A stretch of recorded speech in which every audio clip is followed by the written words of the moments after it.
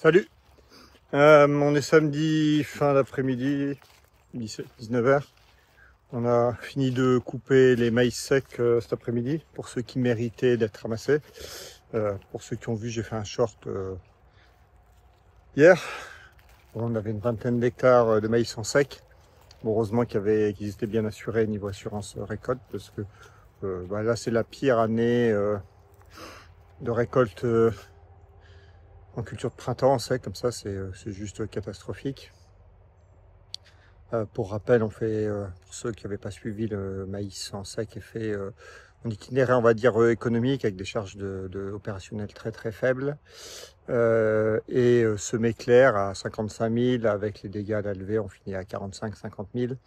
Mais malgré ça, vu qu'on a eu une sécheresse un peu jamais vue entre juin, juillet, août, on a eu à peu près 60 mm sur les 3-4 mois, avec à chaque fois ça faisait 4, 5, 6 mm, très peu de pluie efficace, il doit y avoir une fois 10 mm d'efficace, mais pas plus.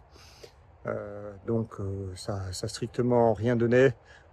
Ça va de 2 à 15 quintaux, les parcelles, c'est tout. Il y en a une ou deux où j'ai même pas récolté, puisque vu que le maïs était complètement éteint, malgré le désherbage de base qui a permis de tenir un maïs propre s'il avait un minimum de feuillage, certaines petites parcelles isolées ont fini complètement envahies d'ambroisie et datura. Donc là, c'est plutôt le broyeur qui a fini dans ces parcelles. Donc voilà, pour ces 20 hectares, ça a été battu, on va dire, vitesse très très rapide. Dans les parcelles où il y avait un minimum d'épis, dans les belles parcelles où on sait qu'on va faire du blé derrière ou une autre culture comme ça, si on laisse tous les épis, trop de grains dans le champ, je sais qu'on va augmenter encore les dégâts et les risques sangliers. Donc le but était de sortir moins 7 tonnes de grains, une tonne et demie, parce que sinon il y aurait eu des fouilles assez importantes. Donc ça s'est vu. Il nous reste quoi moissonner? Les maïs irrigués, bon là il y a le temps. Il nous reste les soja irrigués, soja en sec sur une grande, sur une parcelle qui fait 7-8 hectares, qui est un peu plus loin, un peu plus tardive. On a fait du soja, il y avait 10 hectares, il y avait 2 hectares d'essai de semi-direct, de soja en semi-direct à la dent, qui avait eu un 40 mm tout à fait en début de cycle. C'est tout. Je vais mettre face au. Et donc on les a coupés le jour d'avant, donc jeudi. Ça fait 10 petits quintaux, c'est tout. Et les graines sont pas jolies parce que ça va des graines qui avaient commencé à moisir, avec des graines mûres, avec des graines vertes. Donc ça, c'est même pas super.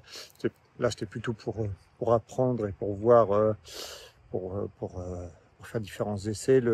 En lui-même, il était assez propre, charge très contenue, mais bon, là, on n'est quand même pas rentable. Bon, c'était une petite surface, une parcelle assez moyenne pour apprendre. Par contre, ça te permet de gérer le régras. On va finir avec sur toutes ces parcelles, on va repartir sur un blé.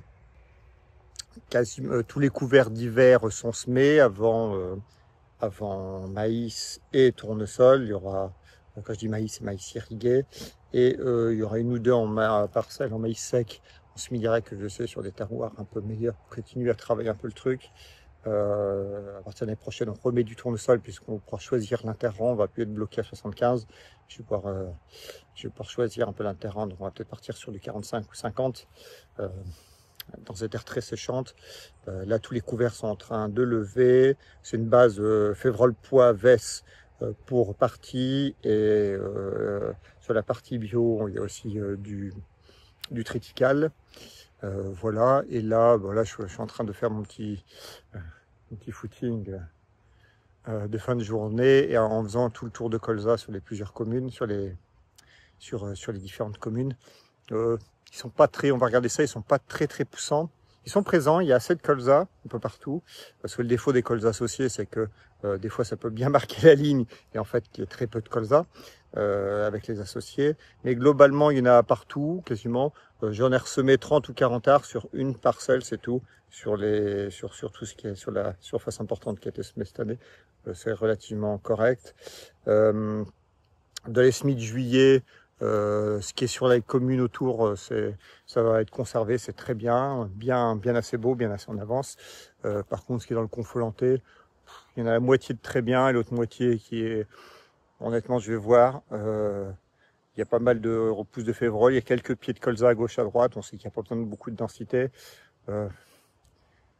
vu le type de terroir qui sont des sables, des terres assez séchants mais très humides l'hiver, je pense que je vais laisser continuer à courir les adventices un peu qui sont, les quelques adventices qui sont, et surtout la févrole, et attendre, enfin peut-être jusqu'à fin octobre pour mettre de la racine un peu là-bas partout. Et là, c'est à peu près en 2 parcelles. La parcelle qui est jolie, bon, de toute façon il n'y a aucune raison de ne pas la conserver, celle-là elle est très jolie. Et la deuxième où il y a moins de pieds ou plus irréguliers, on me dit ça vaut peut-être le coup de faire le désherbage. On verra en mois d'octobre, fin octobre. Soit je trouve qu'il y a assez de colza à se développer, on les garde, on désherbe. Soit on laisse comme c'est, ça nous fait un couvert qui est pas si mal avec beaucoup de légumineuses, et on bascule sur un tournesol l'année prochaine. Sachant que pour l'instant les seuls frais qui étaient faits, c'était des semences de ferme, et il y a le glyphome du SMI, donc c'est des frais, c'est des dépenses assez contenues. Là, on va aller voir les colzas. Bon, là, c'est pas forcément représentatif. Bon, là, que l'itinéraire a pas trop changé avec les années, vous le connaissez, semi direct à la dent. En févrole, on a 50-60 kg de févrole, 5 kg de fenouil grec, un peu moins de sarrasin et 40 grains de colza certifié pour toutes ces parcelles où je sais qu'il y a du minimum de potentiel, et 3 tonnes de lisier de porc. Donc le développement du colza, la quantité de colza est c'est pas régulier sur toutes les parcelles. Selon, à mon avis, il y a la quantité d'azote qui reste dans les parcelles qui ont fait le plus de potentiel, le colza patine, donc il va remplir le frigo malgré le lisier de porc. La profondeur de semis, j'étais à 4 cm. Alors, j'ai semé après, entre des pluies ou autres, j'aurais dû me remettre peut-être à la profondeur dite blé, c'est-à-dire 2-3 cm, je pense. Alors des parcelles comme ça, bon, ça pose pas de problème, hein. On voit qu'il y a tout à fait assez de pieds de colza. Je préfère avoir des colzas assez clairs. J'ai souvent mes meilleurs rendements comme ça. L'année dernière, je fais des colzas très clairs, et toutes les belles parcelles est correctes. On fait 40 quintaux, donc ce qui est tout à fait honorable, mais pour le coup, on a eu des attaques quand même pas que de petites altises, de d'autres ravageurs. Je pense qu'on a eu un peu de criquet aussi en début de cycle, qui ça méritait une intervention. Et là, je pense qu'il y a le côté réserve utile, frigo qui est vide dans certaines parcelles. J'essaie de mettre des photos des prises de vue, parce que j'ai commencé dans ces parcelles-là, mais il y avait tellement de vent, c'était pas forcément facile. Alors c'est des colzas dans les dernières parcelles semées, ils sont moins en avance que ceux-là. Là aussi c'est tout à fait correct. Le seul désherbage c'était l'anti-graminifoliaire qui a été fait ici, et un insecticide. Pour l'instant c'est rare qu'on en fasse aussitôt, mais ça se justifiait. Je vois qu'il y a quelques géraniums qui commencent à arriver dans les parcelles. C'est des parcelles en rotation assez courte, à cause des bâtiments de coopératives qui sont à côté. Les fous, on essaie de faire du tournesol, ils se sont fait manger à plus de 50% malgré les 3 canons à gaz dans la parcelle.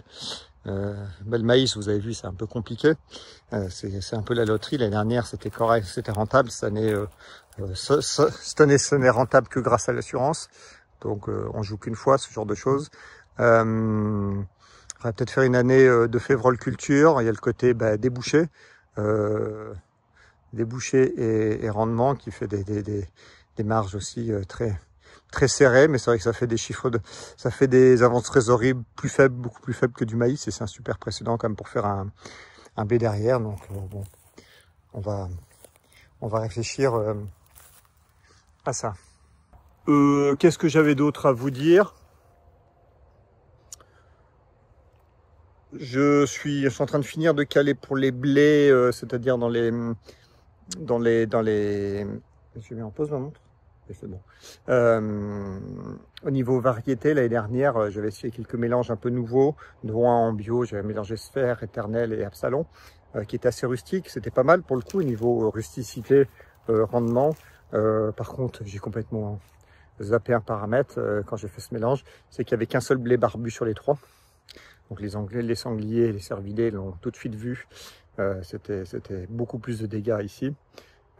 Voilà, dans mon mélange un peu historique, plutôt base Nemo unique, il y a pas mal, plus d'autres variétés un peu plus anciennes, il y avait pas mal de barbus, donc ça tamponnait pas mal les dégâts. Le prestance l'année dernière était pas mal, donc j'en ai gardé 4-5 tonnes au moins. Je pense je vais aussi faire un peu de conquistador à côté pour voir ce qu'il vaut, ce que ça donne. Peut-être faire le mélange conquistador et prestance.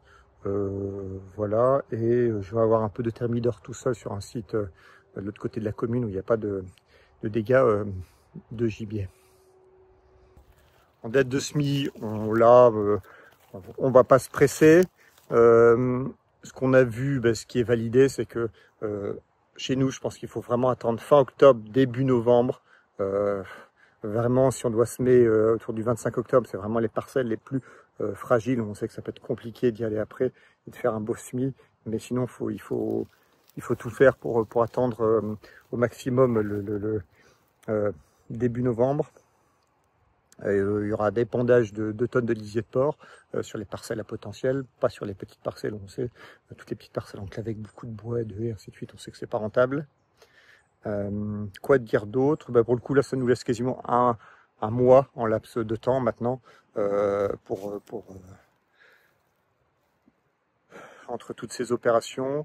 Il y aura peut-être quelques parcelles en reprise à s'occuper, peut-être à mettre à plat, à semer aussi, si on peut, si ça se valide, d'autres couverts d'hiver.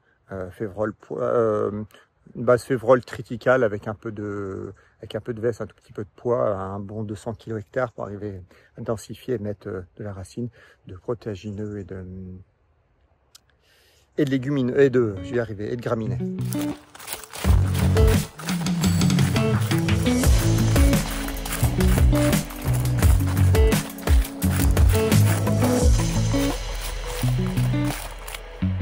Tant que j'étais dans les champs, je voulais qu'on regarde ensemble.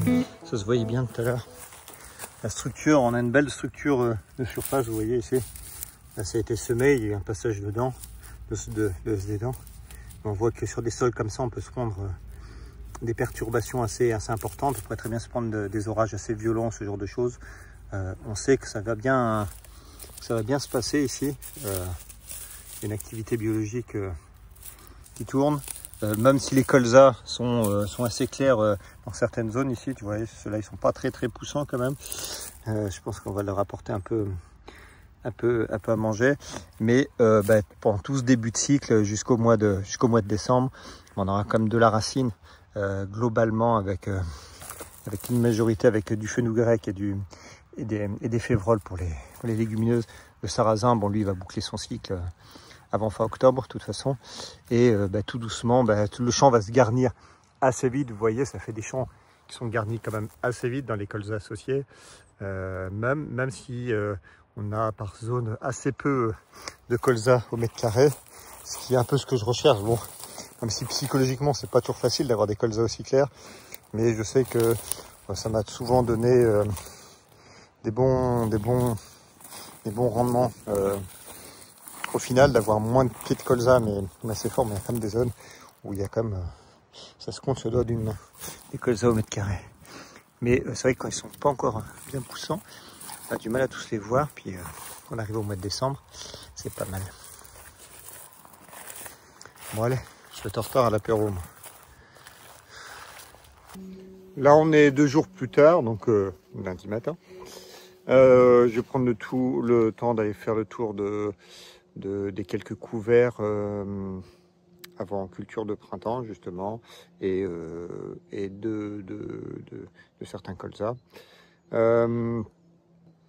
Donc cette année j'ai une stratégie un peu différente pour les couverts avant tournesol et maïs, pour ceux qui viennent après une culture d'hiver.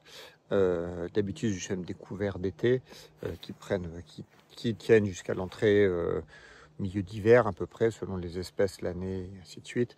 Cette année, on était en sécheresse, on va dire, assez extrême après la moisson, donc c'était inenvisageable de mettre un semoir en terre pour oh, ça s'envole derrière, pour faire lever des graines. Du coup, l'usure est déjà que l'usure est extrême chez nous, mais là ça aurait été encore plus important. donc avec des coups vraiment qui explosent.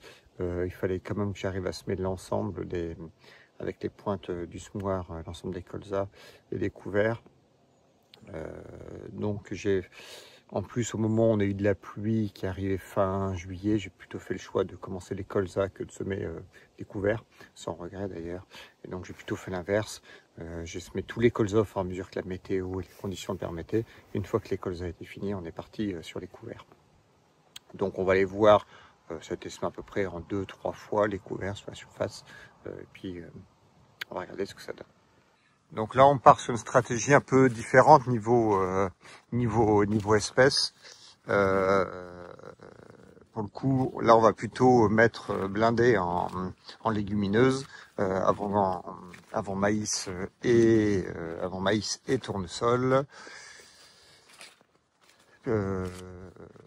Voilà. Selon les parcelles, il y a des parcelles où c'est principalement du févrole pois vesse, et d'autres où il y aura aussi quasiment 100 kg de triticale avec. Donc ça, c'est plutôt sur la partie, on va dire, la partie bio. Là, c'était une ancienne parcelle qui est sortie de bio depuis 3-4 ans. Le colza le blé d'il y a 2 ans avait fortement noyé pendant cette hiver assez humide, tout le bas ici, donc le régras était revenu en force, alors je l'avais bien calmé, donc j'ai fait du févrole pois vesse où j'ai pu le désherber correctement. Il y en a encore un peu de levée en bas dans les bandes, et donc là j'ai fait le choix de repartir sur du pur légumineuse. Ça m'a permis de faire un petit graminées au moment un peu après la levée, et pendant l'hiver je pense que je referai peut-être des interventions spécifiques. Là, je devais semer en conditions plutôt sèches avant la reprise un peu des colzas. Ça s'est pris la pluie juste derrière. Donc là, on a surtout de la févrole avec de la vesse et du pois. Ça va prendre le temps de s'exprimer calmement. La vesse est un peu plus lente là à cette période-là, mais à la fin, on devra avoir des belles biomasses. Le but ici, ça va être de faire du maïs en semi-direct. Et puis voilà, donc on fera le suivi des couverts de ce type de parcelle et de l'itinéraire à suivre.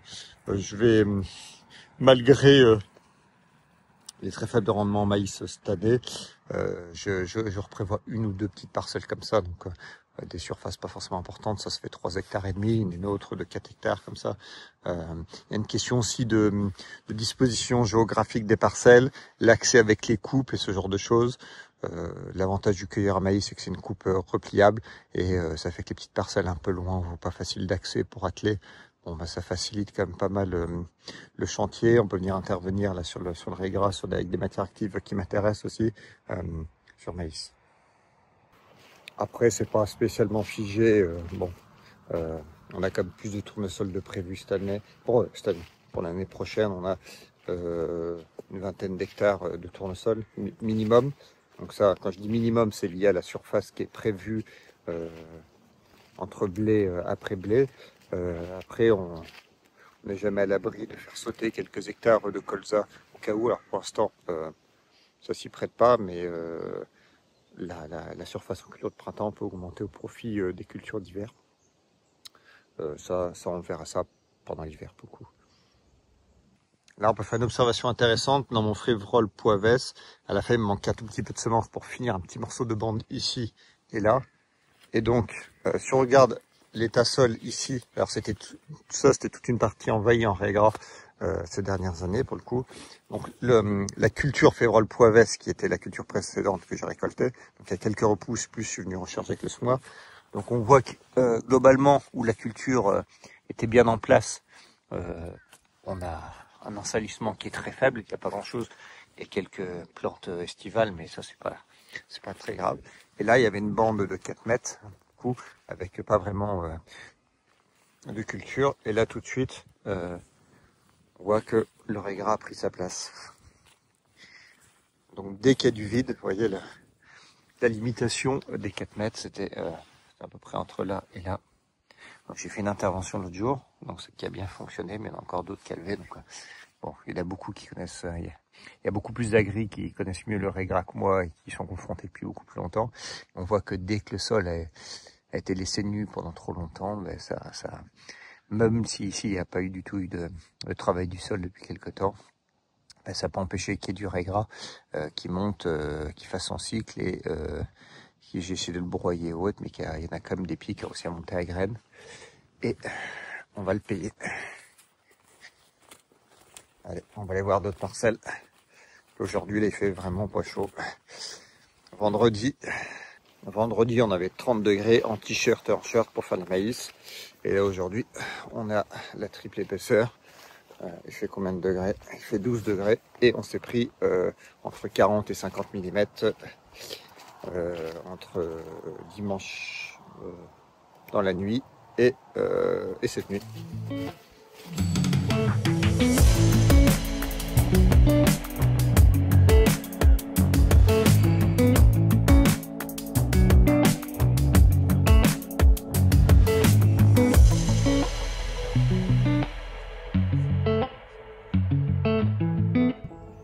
Là, on va aller faire un tour dans les colzas semés fin juillet.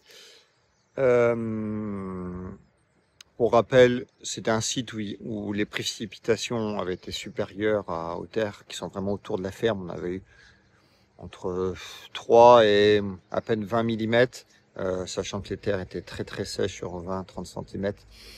J'avais estimé que c'était pas du tout une bonne idée d'aller semer. Là, c'est un site où c'était tombé 55 mm. Donc, je suis venu semer aussi tôt que possible. J'avais eu quelques soucis sur la distribution du semoir. Ça m'avait retardé un peu. J'étais parti pour semer des couverts à l'origine. Et en fait, donc au moment où j'avais fini de réparer la distribution du semoir, c'était la deuxième. Non, c'était la première distrie à tourner de manière discontinue, à se mettre en erreur. C'était un peu embêtant. J'ai fait le choix en fait de venir semer tout ce site ici parce que avec les 55 mm, je me suis dit il y avait une opportunité là, vu qu'il y avait une grande surface à colza semée cette année. Je me suis dit ça peut être bien pour étaler le travail justement au fur et à mesure des pluviométries. Donc on va aller voir ça. Donc, là, tout ça, les parcelles sont assez homogènes. Il y en a là-bas, là, ici, le rendu est à peu près le même. Semences, là ici pour le coup on est parti sur des semences de ferme puisque les semences certifiées pour rappel n'étaient pas arrivées. On a mélangé on a rajouté du sarrasin, du fenugrec, un peu moins dosé que pour les colzas, on va dire, que pour les colzas habituels assolés. Et févrole par contre toujours la même dose. Donc c'est des parcelles en transition en ACS, pas moi qui ai fait les récoltes avant. Donc on se retrouve ici, par exemple là c'était un métail avec un peu d'orge. On retrouve les fécus de batteuse qu'on n'a pas chez nous normalement, avec concentration des pailles et des menus pailles qui viennent, vous voyez, donc l'antigramine foliaire avait été fait, mais en fait ça affame vraiment des colzas parce que toute l'azote est mobilisée pour la vie du sol à cet endroit-là, et en fait on concentre aussi toutes les graines, le fait de concentrer énormément de graines à un autre endroit, à un même endroit, paille et menu paille, ça peut laisser quelques séquelles. Donc là ici c'est pas encore programmé, mais programmé. Je le mets encore que, vous voyez, on peut trouver la largeur de coupe des batteuses là, vite ça fait la mise au point, là-bas. Donc c'est pour ça que je dis faites assez attention à ça, parce que pour les réussites découvertes des colzas, pour les cultures d'été, ça c'est assez important. Et on voit que les colzas commencent déjà à rougir et à avoir faim dans ces zones-là. C'est pas forcément bien pour la résistance insecte. Un avion met en pause.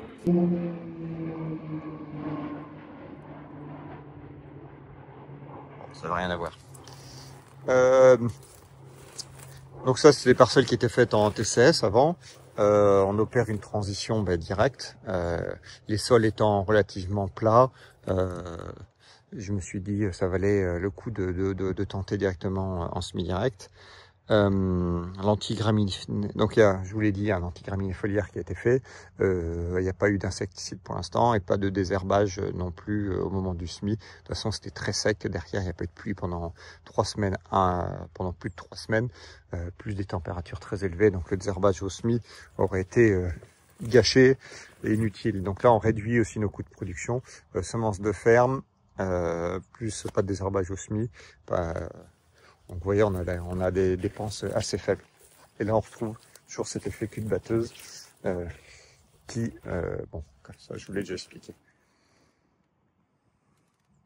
Cette année, on va voir des gros écarts de développement de stade de colza, ceux que je vous ai montrés en début de vidéo, qui sont dans les derniers semis, qui sont stade 4 feuilles et ceux-là. Donc il y aura différentes gestions. D'ailleurs, ce stade 4 feuilles ont déjà eu le droit à un insecticide. Et à mon avis, re-remplir le frigo aussi, puisque c'est paille restitué. Alors tout ça, c'est des champs qui est à vocation sur une ferme d'élevage, donc avec paille exportée. Donc il va falloir bien prendre le temps d'observer les différentes parcelles et raisonner les interventions. Là, pareil, ici, je ne sais pas trop ce qu'il y a en antécédent dans les apports de bord. À voir. Bon, ça, c'est le genre de truc que j'ai toujours dans le local. J'achète ça en IBC. J'ai un IBC de bord maintenant, puisque sur la surface, on en utilise pas mal. Alors moi, j'en utilise pas mal sur colza, mais j'en mets aussi sur févrole et un tout petit peu sur blé. Pas forcément des grandes quantités, mais j'en applique, et comme c'est souvent vendu en bidon de 10 litres, à la fin ça fait plein de bidons, c'est assez pénible, et donc on est un peu moins cher avec en 1000 litres, on est à 2,10 € je crois le litre, et surtout ça fait un seul contenant qui lui en plus pourrait être réutilisé, alors que normalement les bidons 10 litres on s'embête pour les pour les mettre dans les pochettes d'e-valeur et autres, alors que là, on a un IBC à la fin qui est vide, qui a une valeur en plus et qui peut servir, par exemple, quand on fait des commandes de 14,48 ou par exemple de la vinasse de betterave et ce genre de choses. Allez, je vais aller voir d'autres colzas ou dans des zones un peu plus calcaires, argileux, et ça, je suis un peu moins habitué comme terroir, et on va voir, c'est tout de suite moins joli. Donc là, toujours, on va dire, sur le même type d'exploitation. C'est dans un type de terre que je connais un peu moins, plus argilo-calcaire, on va dire. Bien que je crois qu'il que je fasse des analyses de sol, ça va être plus acide. Donc là, au moment d'élever ou autre, j'étais du semis. J'étais moins sûr de mon coup, puisque, décidément, on lève du monde aujourd'hui. Donc là, on a semé après une pluie, alors qu'on sait que dans la partie plus argileux, puis il faudrait semer avant, dans le sec, et que la pluie fasse son office. Donc j'avais vu quelques graines levées à gauche à droite. Bon, je me suis dit, on est avec des coûts de production assez réduits. J'ai dit, on verra. Je n'étais pas voilà, je vais arriver du tout sûr de pouvoir regarder la parcelle. Bon, là aujourd'hui, on voit que la question se pose pas trop.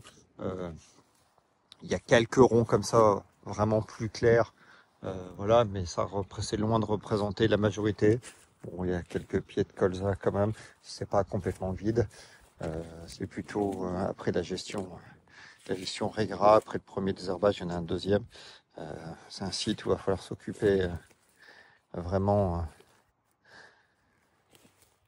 de manière très sérieuse de cette problématique. Tout n'est pas parfait. Là, on fait une petite halte pour ceux qui sont déjà venus sur la ferme. Vous reconnaissez peut-être ces parcelles-là. On se gare souvent ici, là. Vous connaîtrez peut-être les panneaux. Ça permet d'observer souvent les parcelles qui sont là, au-dessus et là-bas. Donc là, c'était un blé. C'était les blés. C'était les premiers semis de l'année dernière. On a semé une fois que les colzas étaient finis, ce que je vous ai expliqué tout à l'heure. On est venu semer dans la trémie numéro 2, j'avais que de la févrole toute seule, et la première du févrole poids avec un peu de veste. Alors, ce qui me fait bizarre, c'est que les parcelles comme ça, là, je vois un peu de poids et un tout petit peu de veste là, mais c'est pas énorme. J'ai semé 90 kg de févrole et 90 kg de févrole poids veste, donc on devrait y avoir un peu plus de pieds que ça. On a fait un anti-limace pourtant, en préventif. Pas pour la févrole, mais on sait que la veste et sensible. Voilà. Cette année, j'ai des levées de géranium un peu partout. D'habitude, j'en vois pas. C'est la première année que je vois des géraniums levés. Enfin bref. Et oh, il y a même des petits raies. C'est sympa, ça. C'est en train de devenir sympa, les champs. Donc là, ça marque bien le rang, vous voyez.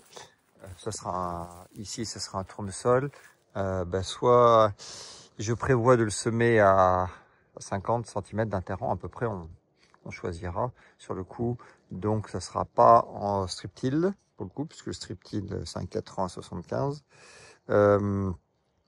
Donc, on verra si je fais des passages vers sapin successifs en terrain un tout petit peu frais ou des chômeurs en mettant un système de cale sur le rouleau. Là, en mettant une cale, en retirant une cale, on est à 5 cm. L'idée sera peut-être d'essayer, comme il a les disques neufs, de remettre la cale pour être vraiment en ultra superficiel, pour juste affiner ou casser un peu la surface. On sait que le tournesol n'aime pas du tout le semi-direct ou n'aime pas du tout un sol qui n'est pas du tout réchauffé un peu en surface. Des fois, on a vu des itinéraires où le deux passages croisés de rouleau hacheur suffisaient à réchauffer et à casser un peu cette matière en surface pour avoir un début de cycle de tournesol normal. Ou bien, sinon, les tournesols en semi-direct, c'est pas les semis vraiment tardifs où il y a des réussites. Donc on verra comment se comporte le couvert, comment il est propre, à quel moment il meurt et ce genre de choses. Donc on a tout sous le hangar pour tout faire, donc on verra, on choisira à ce moment-là. Là on va traverser la route, chaume de colza. Je vous ai fait un short quand je passais la air sapin ici. Il y a bien des repousses de colza qui ont levé. Mais elles sont toutes faites manger. À mon avis, à l'époque, il y avait beaucoup de punaises. Je ne sais pas si c'est elles et ou que limaces, mais en tout cas, la majorité des champs de colza, il y a quelques taches par-ci par-là, comme on voit un peu au loin là-bas. Mais globalement, on n'a pas de repousse cette année. Les personnes qui ont des chômés en ont par contre. Des fois c'était l'inverse, mais là cette année, il n'y a rien. Donc bon, il n'y aura pas grand chose à faire. La structure dessous est bonne. J'ai fait des bancs de test dans certaines parcelles. Alors, je voulais le faire, mais des semis beaucoup plus tôt. Mais en fait, avec les semis de colza, de couvert et les quelques imprévus ont fait que c'est arrivé très tard. J'ai fait les deux bouts de cette parcelle sur 24 mètres. Je suis une bande tout le long là sur la ligne de pulvé.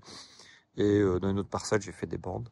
J'ai semé un peu plus épais au badin. J'ai semé quasiment 200 kg de poids févrole. Voilà. Donc surtout de la févrole. Et on verra, comme ici on ne vient pas semer avant un mois. Bon, on verra, c'est juste pour faire des petites observations. Mais voilà, bon, cette année, aucune repousse. L'année dernière, j'ai fait des modalités avec et sans repousse aussi. Parce que l'avantage des repousses, c'est que ça fait de la nourriture pour les limaces. On va dire le souci, c'est que les années humides, alors les repousses, je trouve, ne boivent pas forcément d'eau en début novembre. Par contre, ça limite la quantité de chaleur qui arrive au sol. Donc l'année dernière, j'avais fait des tests avec des bandes et des parcelles complètes. Bon, celle-là, avec et sans repousse, bon, je suis pas un fan. J'ai toujours semé dans des repousses de colza jusqu'à maintenant, mais l'idéal, en fait, je voudrais semer dans un couvert, mais de légumineuses plutôt que de colza. Bon, là, cette année, je voulais le faire dans un couvert de légumineuses, mais j'ai pas pu. Ça sera juste dans quelques parcelles, enfin, que dans quelques zones, mais globalement, ça sera sur sol comme ça, nu. Bon, ça peut avoir un avantage, par contre, c'est que si vous avez du régras dans les bouts de champ et autres, vous pouvez faire le glypho avant le semis en faisant du sans effet parapluie. Voilà.